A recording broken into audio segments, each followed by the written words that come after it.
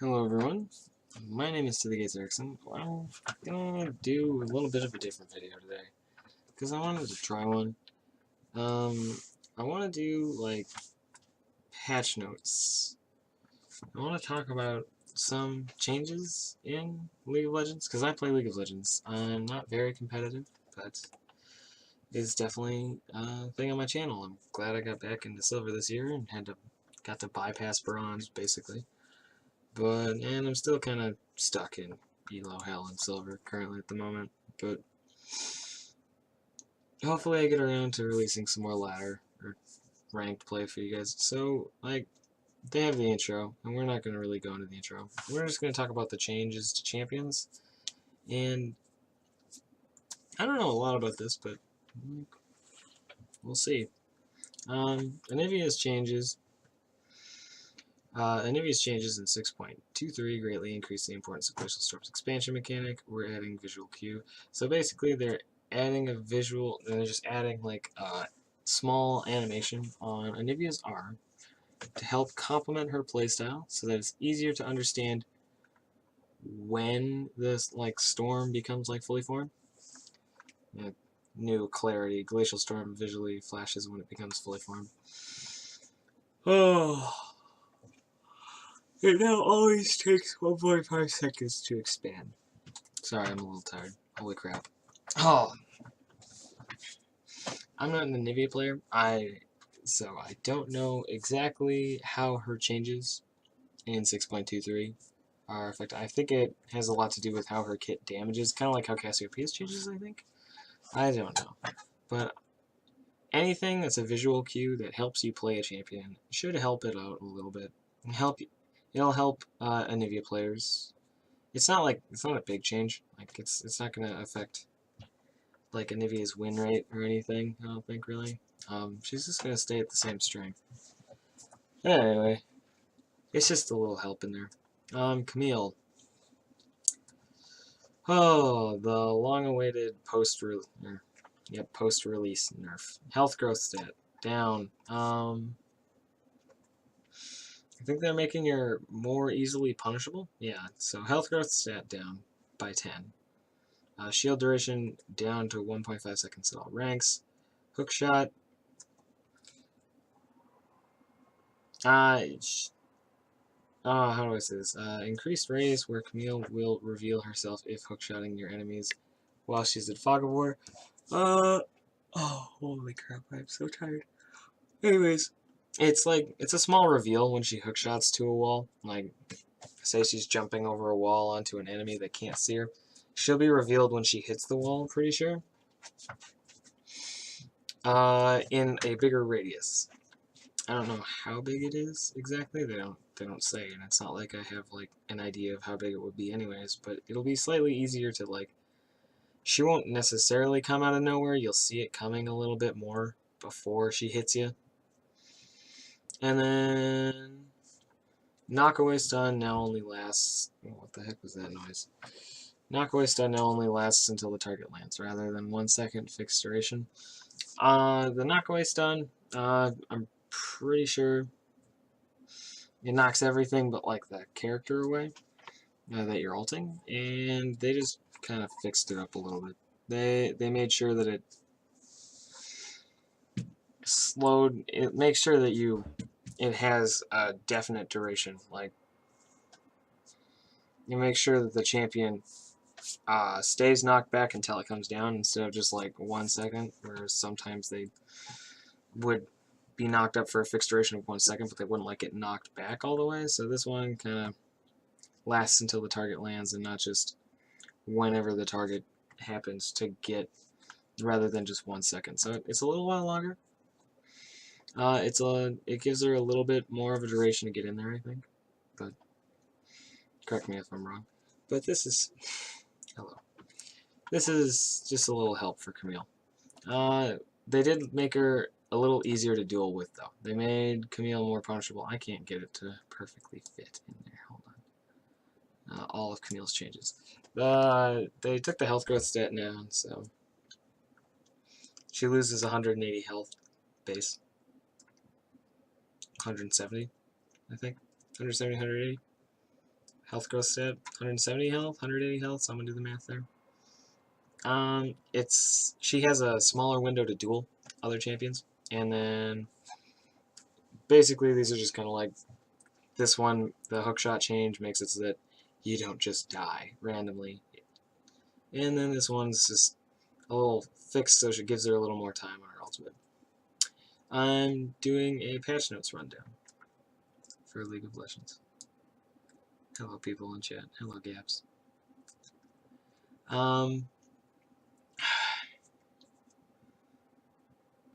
Spinning Apps has a base damage now.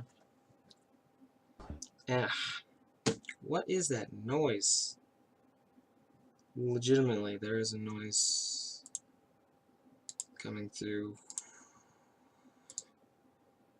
from somewhere. I don't know where.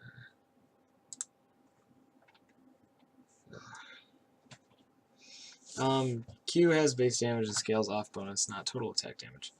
W mana down, higher ranks. Some quality of life changes. Like ever since like the Yomu's Ghostblade change, Draven has been feeling it a little bit. I haven't seen him a lot as like during the Yomu's like power like spike when Yomu's on 80 carry was really good. Draven was really good. There were a lot of him out there. He did really well into the champions. And now that Yomu's has been nerfed, champions kind of like Draven, and I feel like Lucian took a hit too. Like those champions kind of took a chunk out of the changes with like lethality and stuff. But anyway, this rewards him a little bit more for building attack damage. And at scale like it gives him, what is it, 20% more bonus AD. 20% more damage from bonus AD. It seems like it's pretty good. And then the W Blood Rush, it makes this immobile champion feel a little bit more mobile. Like, it just, I feel like it, one of Draven's problems is that you run out of mana.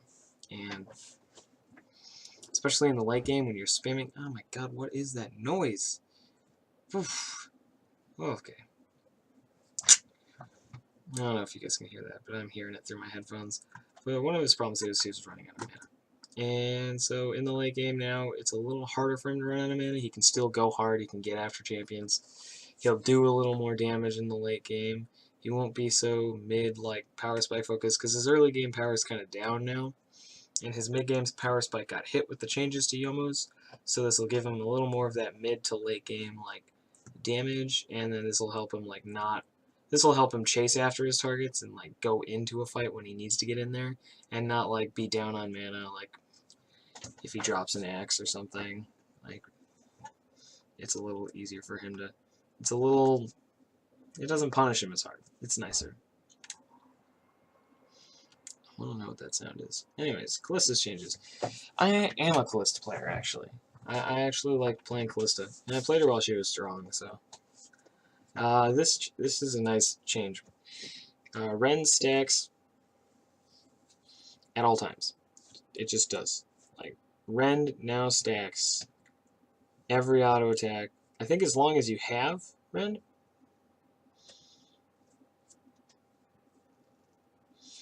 So it'll stack while, like, you can rend and then you can auto attack someone.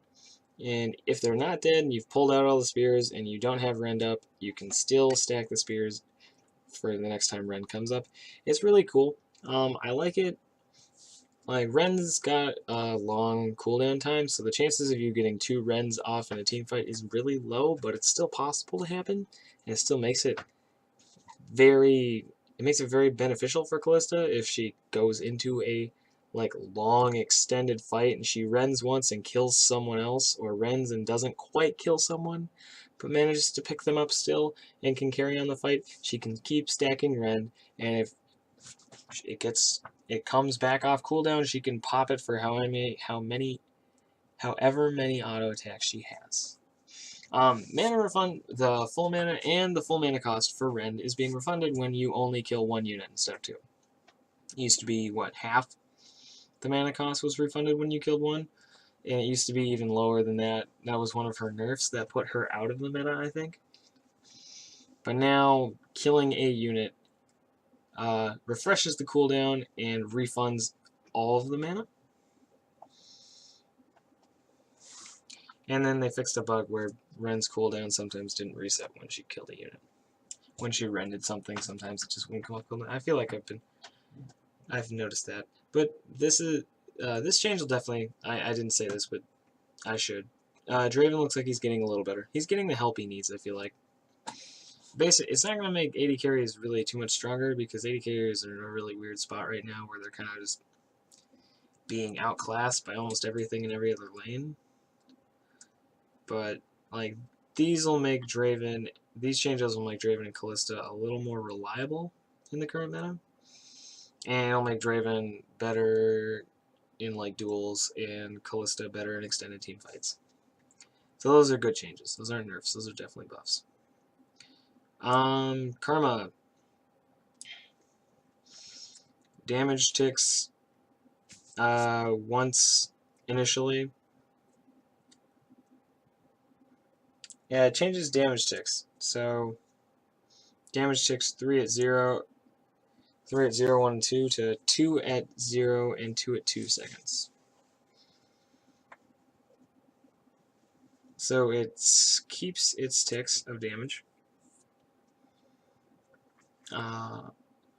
It just they didn't like how the damage was ticking. Like you get most of the damage off before it didn't even matter if you actually managed to root them. So this way, the majority of your damage isn't like put into the focus resolve before the W before for Karma. Like one of the things with Karma is she would tether to you and then it'd go 1-2 and then you get off before the third tick happened, but she'd get 2/3 of the damage off anyways. So Riot's changing it so that it rewards you for it'll tick twice at one, or tick twice when you do it, and then it'll tick twice when it roots the character. And so they're rewarding you for actually getting the finished root on Karma's things. I'm skipping over all the address stuff, by the way. There's just like a big block of text that I don't want to read. It might help me understand how this changed. This seems like a good change for Karma, but it'll make it a little harder to get your damage off. And then they took the shield down by 30 at max rank, none at base, 10 at second rank, 20 at, so 0 at base, 10 at the next one, 20 in the next one, and 30 at max rank. The shield was just, the mantra shield was just really strong, and so they're just kind of trying to tune it down. It was too good against like similar kinds of poke champions and too good into melee champions, so they're trying to dial down the E. They're trying to dial down the mantra E, and they're trying to dial back some of her initial damage, and make it more rewarding for if you actually land the root. And it now also applies to mantra W renewal. So they just wanted to. So this way, when you mantra, this is a change to the original effect, where if you alt and hit W, it also will apply the same effect. So they just wanted to make sure that it ticks the same way when you alt and when you don't alt. It's a bit of a nerf. It's a bit of a tune. I don't know if it's like a nerf technically. It makes her a little worse, but it rewards you for doing your job instead of just like clicking on a champion. Cannon's Slicing Maelstrom deals. Okay, I'm gonna have to read this one to kind of explain because this one kind of confused me when I looked at it. Cannon's ultimate is now weighted at the end. So Cannon's ultimate used to deal a decent amount of damage at the beginning, and then it would go higher as it went on, but it had a really high amount of damage.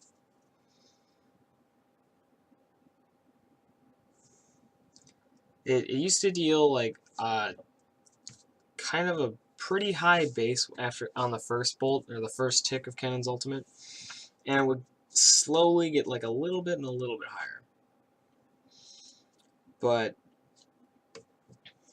it would reward you for kind of just getting the 3 bolts off and stunning him. That's kind of what it was. Like you just kind of hoped to hit 3 on everybody who was in the ultimate, and it didn't really matter after that because they'd be stunned and your team would just kill them, and would do enough damage to where you didn't necessarily care. Now they want to reward.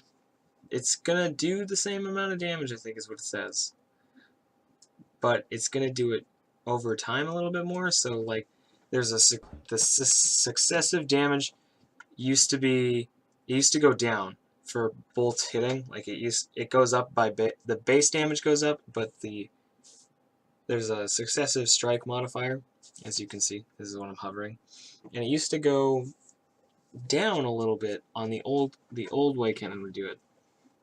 It used to deal a lot on the first bolt, and the second bolt would deal a little bit less, and then the third bolt would deal half the damage of the first one, and then every bolt after that would deal half the damage of the first one. With the whatever it is, but now they have the first bolt will do the 100% damage like always, and then it'll go up by 10%. So Cannon's ultimate damage, I think, might get a little bigger. It might not. It might. I don't know if it does more damage or it stays the same. I don't think they're gonna do less damage. I think they're tuning it so it deals at least the same, but it deals more the longer you have that person in the maelstrom, and it gets like to 150% more damage on the strikes. So if you land 6 strikes on someone, that 6th strike is doing 150% of the damage. And that is, it seems crazy. Total damage, yeah, it went up. So total damage went up a small amount, 300 at base. So 300 at the first part, it doesn't change. It goes up by like from 543.75 to 562.5, so it goes up roughly 29, yeah, 19.25, 19.75, it goes up 19.75 damage at base, plus the ability power. And then it goes up a whole, like, 50 point something. So it goes up, the base goes up a little bit more, and then the ability power percentage stays the same as it used to be. So to sum it all up, which I'm trying to do, but it's really confusing, I guess the way to explain it is it's going to deal a bit more damage if they stay in the slicing maelstrom for the entire duration of the ultimate, instead of just getting 1, 2, 3 bolts off on someone and then basically that's all you care about because the other ones don't do as much as they used to. These ones are going to hit a lot harder the longer you stay in the maelstrom. And that's kind of what Riot wants. Again, it's just like the karma change on the E or W. They're trying to reward you for landing a really, really good ultimate with Keenan and keeping people in it. Like, Kenan wants to fight in that ultimate. It's awesome. That's where your team wants them to be.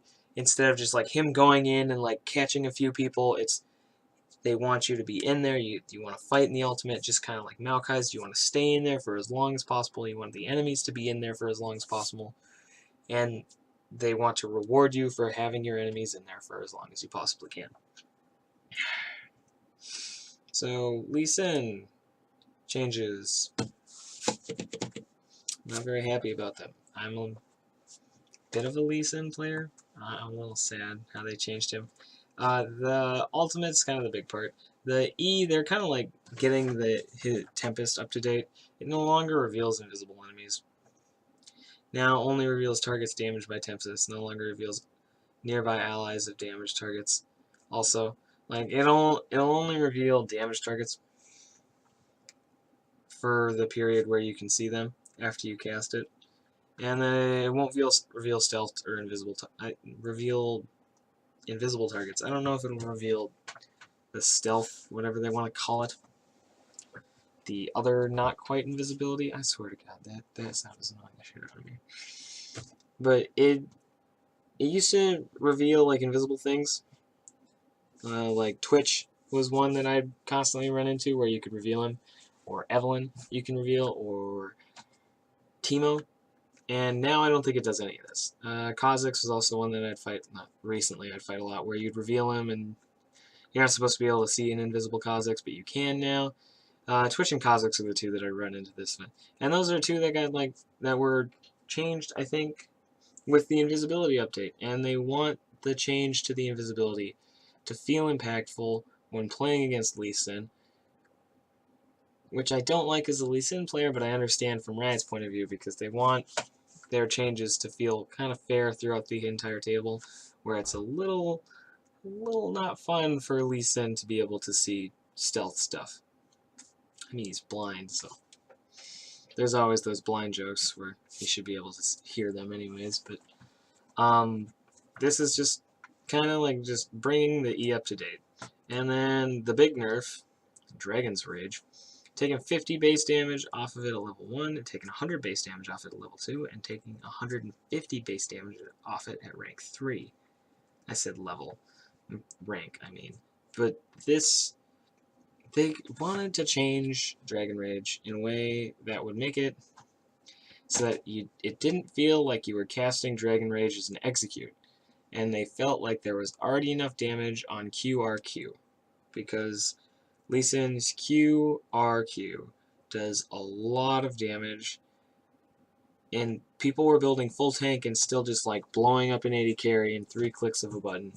And once again, Riot kind of doesn't want that to happen. Like, they like seeing Lee Sin played, but they don't like seeing full tank Lee Sin or kind of diver, like Black Cleaver, Red Smite, not Red Smite, but the Warrior Enchant, Black Cleaver, Lee Sin with 100 and something AD, going in and just blowing up a carry and then getting right out again because he's already got all that health. And he's hard to kill and he's got all that cooldown reduction. And he's built 2 damage items and the rest of it's defensive items, and he can play as a tank, but if he can get onto your carry, there's no point in trying to save them because they're dead. And basically, they kind of wanted to make it so that it felt more like he needs another person. Like, he needs his team to capitalize on his ultimate to make his ultimate feel effective. And that just is kind of understandable. Like, they wanted to make Lee Sin feel less like an assassin that built full tank and more like a disrupting diver that, again, builds like a diver builds. This hurts Lee Sin a little bit, though, because like there's a little bit of execute potential that's lost in this. But it's a little necessary. He was really, like, I'm a Lee Sin player, but he was really, really, really strong. Will this change his win rate overall? Not really. Good Lee Sin players are still going to do their job, no matter how much damage you give him. But new Lee Sin players, like me, are kind of going to feel it. Like, we're going to feel it, but good Lee Sin players, they're going to kind of just brush it off. Lucian, passive damage up at levels, Q scaling increased. Again, like Draven, I mentioned this earlier, Lucian took a hit when they changed Youmuu's Ghostblade. He took a big hit. And this is kind of, I feel like, what they're doing to make up for the fact that Lucian and Draven took hits is they're buffing Draven's Q, or not Draven, Lucian's Q. It now scales an extra 10% total attack damage, and then it doesn't change. It hits its spike a little earlier, whereas it hits its 60% of total attack damage earlier. The passive does. Hits it at level 13 instead of level 16, so 3 levels earlier he's going to be dealing the 60% total AD. And then they buffed the base damage? Base damage on his Q by 5 consecutively, so it goes 5, and then it goes 10, and then it goes 15, and then it goes 20. So it's dealing 20 extra damage at max rank, and then it doesn't change at base. So you don't feel it at the early level, but it feels better when he scales in the late game. I feel like these are just, again, changes to a champion that kind of got neglected after the changes to Youmuu's.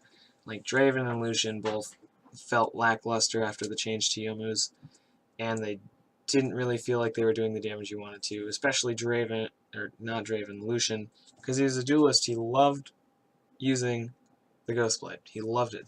It was great. It was so fun. I played it while it was good. It felt really good, and after the change, I played Lucian. I thought he'd still be strong. It felt you missed some damage. You missed a little bit, and so this is, I feel like, they're trying to get him back to the place where he was, like where he could duel other AD carries that he was decent into, or like in skill matchups he could duel an AD carry where he would beforehand just lose the skill matchup because his itemization isn't as optimal as the other AD carry. This will help him out once again. AD carry 2017. The role is kind of not too good. And we're going to get to the reason why. Poppy. I am a Poppy player. That being said, these nerfs are necessary. She is way too strong. They didn't even hit her where it hurts, really. They hit some of her dueling potential. They took off the shield duration of her passive. When you pick it up, the shield used to last for 5 seconds. They took 2 seconds off of that. Poppy doesn't necessarily care. I feel like when you dueled, people usually burn through that shield in 3 seconds or less. And if they didn't, then they had lost the trade anyway, and there was no point. Usually you won the trade within those 3 seconds. So this kind of feels like a dial down, and it doesn't, I don't know how, I haven't felt it. I've played Poppy. I haven't felt the change. Once again, it still feels like I win that trade before the trade is won before that shield wears off, or they bust through the shield in 3 seconds or less, and they kill me. I'm not the best Poppy, or they wouldn't be killing me, because this is broken. This was broken. It's kind of more dialed down, but it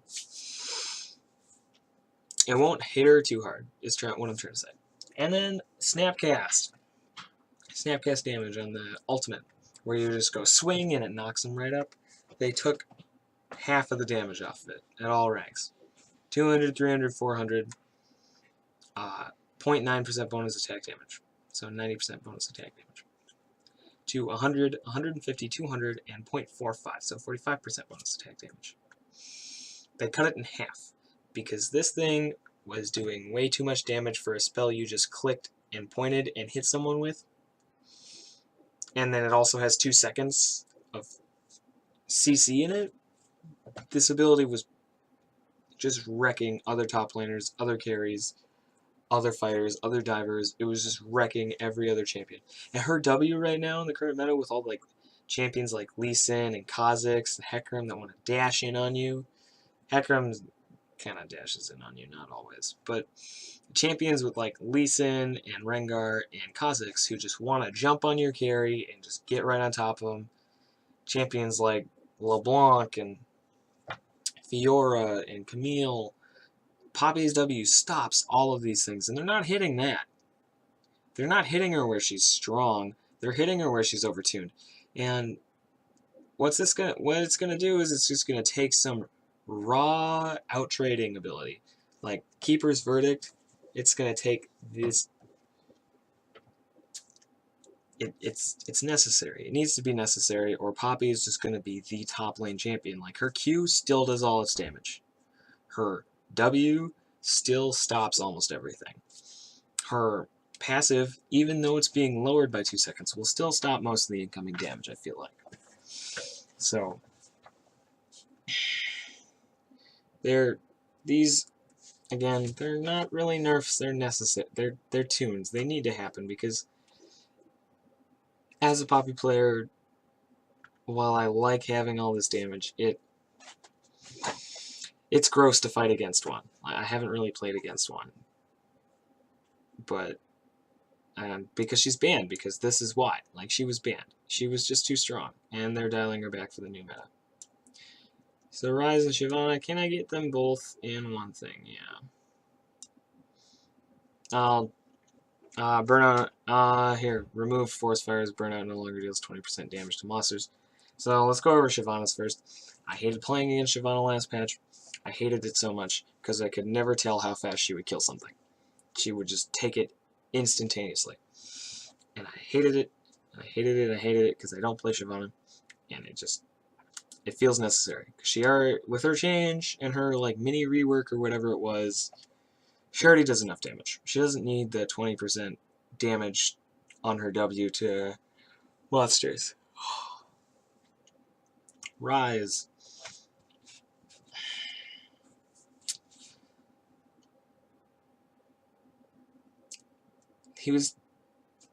They took on the movement speed, and less shield and less movement speed on Q is what it says. Basically, if you could 2 spells and then hit something with Q, you would get a shield and a movement speed buff, and it was really strong. And part of they want Rise to be targetable at early levels, so that because he will no matter what hit a late game. So Riot wanted to make him more targetable because he wasn't as targetable as they thought he was going to be. Like, they basically want you to punish Rise early is the whole point. Because if you can't punish Rise early, then you will lose to Rise late. That is the whole point of playing against Rise, or champions like this, is you punish them early, like Gangplank, like Gangplank, Rise, like the old Yorick or Nasus. These are champions that you had to punish. Yorick kind of more so now too. Like or champions like Alawi, you have to punish them early, or they just outscale you. Like there's nothing you can do. Like old Cassiopeia, you had to punish it early. New Cassiopeia still kind of. Old Cassiopeia did it a little more so because she had like a Rabadons in her passive, but New Cassiopeia still up there. Like these champions need to be punished in the early game, or they will just roll over you in the late game. And Rise had a shield on Q and a movement speed buff, and so he would just cast 2 spells and then hold the Q, or quickly cast 2 spells and then hit something with the Q, and run away, and have a shield. So they decided that this was not what they wanted. It made Rise very hard to punish in the early game, and even harder to punish in the late game. So they decided to like just kind of dial it back a little bit. And I agree, this is it's pretty necessary. Rise needs it. Rise needs to be dialed down a little bit, because when he hits that late game point, you really can't fight him. So they're doing a good job by kind of trying to make him targetable early. Syndra, they changed how Syndra works a little bit, because they decided that when you maxed W, you could grab up to 3 spheres. And they decided that they didn't want you to stun a whole team with a max level WE combo. So they made her W deal 20% bonus true damage. They tuned the damage down by 10 at all ranks. And then it deals 10% less ability power on the ratio. I'm sorry, I'm burping now. Oof. Basically, they changed your W so that it can incorporate the 20% true damage. You can't grab 3 balls anymore. They figured that stunning an entire team with their E would be just gross, and they're tired of, like, they also didn't like it how you just pick up all 3 of the balls and then drop them, throw another one, and then hit ultimate on any champion, basically, and not have to work for a fully stacked ultimate, basically. They didn't like the fact that you could just pick up all 3 balls and keep them there. Like, the whole thing was that you're supposed to be able to manage Syndra's balls in lane. And not a lot of that was happening because you could just pick all 3 of them up and, like, they stay in a longer duration while they're in her W, Force of Will. And so people were just, like, spamming 3 balls out, throwing the W down, throwing the E out, and if they hit the stun or not, they didn't care because they just ulted and they'd get a 6-ball ultimate. And it was a fully channeled ult. And then they're nerfing the cooldown because having it up, like they're adding 20 seconds to each rank. 20 seconds, 10 seconds, and the same as it used to be. because in the early game, her ultimate just comes up a lot, and it's kind of hard to deal with a champion that can kind of just like Veigar kill you, basically. But like it takes she can deal a little more damage than Veigar, a little less. Harder to punish, a little safer in lane. They didn't like that. A little bit of a nerf. Talon, sustain up mana regeneration for a level up.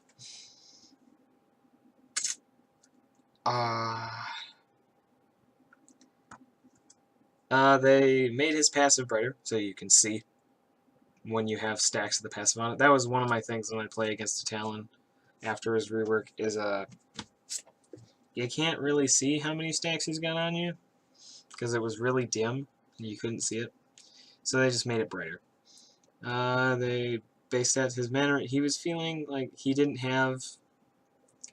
His mana regen wasn't fast enough to keep up for his use of mana, so he would like dive in and then he couldn't get it, and then he'd dive out and be useless for like almost the rest of the team fight, or he'd dive in and not have enough mana to get back out. And so they kind of wanted a little leeway there. And then a little more, he's getting out harassed, so basically they're giving him a little more lane sustain. It's basically what's happening to Talon. It's like 2 health plus like another 1 per level. We'll go over the item changes, and then I think that's all I'm going to cover in this video because it's gone on a little long. Yeah, I'm almost at like, yeah, the look of video's gone on a little long, so we'll just go over the item changes. I should get to the living jungle, but basically what they do is they funnel experience into the frickin' raptor camp. Blast Cone can't affect Malzahar now. Malzahar and Rengar can now be affected by Blast Cone triggers during their spell immunity effects. So you can still... Malzahar can still auto-attack the Blast Cone and get knocked back by it. And when Rengar pops his W, which turns him invulnerable, he can still get knocked back if he attacks it. Pickup radius for the honey fruit is slightly reduced, so you have to actually try to walk over them. Scar's Bloom auto pings on wards. It's just a small little ping, it'll tell you. And then once scouted, the plants will continue to emit the visual effects through Fog of War, so you can tell when the plant's there. And then attacking plants no longer puts Kha'Zix in combat. That's what they changed. Let's go over this. The Void Gate lasts less time, so the cooldown, you can put it up faster now, so 30 seconds faster, but it lasts 30 seconds less. The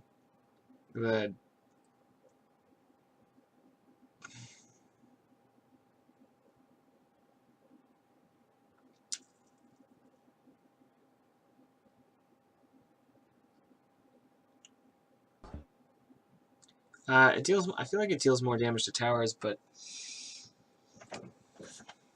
they only kind of deal damage to towers. They're still kind of like the weak little void spawns.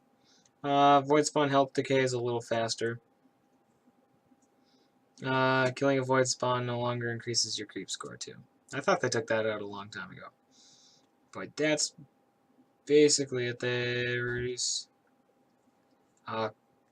Those are changes, new features, bots and customs, notable fixes, and then here are the upcoming skins. Dreadnought Gangplank looks so cool. I have yet to get it. And then all the Warring Kingdom skins are always good. So anyways, that's kind of what I'm looking at for League of Legends. This is the new patch. This is 7.1. It's out. It's been out for a couple of days now. So thank you guys so much for watching. My name is GeForce GTX. Tell me if you like this at all. I might do more if you guys like it. I might do them anyways, even if you guys don't, because I like talking about League of Legends. And while I may not be the best player, I still like talking about it, honestly. So anyways, I enjoy doing this. I'm going to try and cut the time down next time, because we're on like, what, 40 minutes? Holy crap. I spent 40 minutes just talking about changes and potential things in League of Legends. So thank you all for watching. My name is Erickson. If you like what you saw, please remember to like and subscribe. And I will see you guys in my next video. My next stream. Sorry, I don't do videos. They're streams. Anyway, bye-bye, guys.